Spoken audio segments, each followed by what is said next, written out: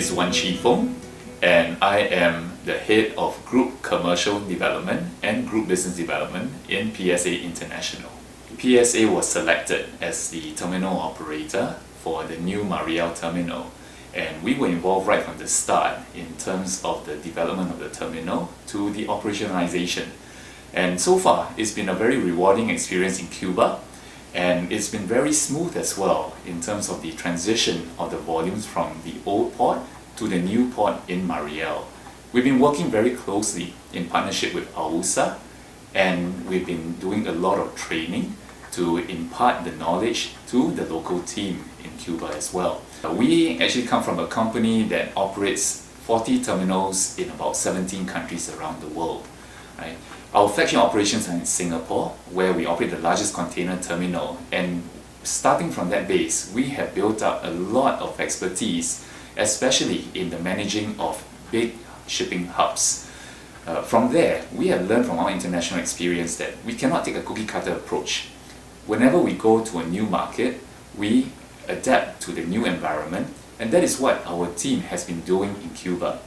So in Cuba, with the employees, we have had to adapt also to how they have been working from the old port in Havana. So with the new equipment, with the new vessels that are arriving also in Mariel, a lot has then been put in to get the employees to use the new technology, the new IT systems, in order to raise the level of productivity. I would say that the first important thing is to listen and to adapt, because you cannot go in there thinking what has worked for you elsewhere will work. You have to be resourceful. Right? You also have to be determined to work very closely with the local partners in order to achieve the objectives. We are very positive about the growth and development opportunities in Cuba.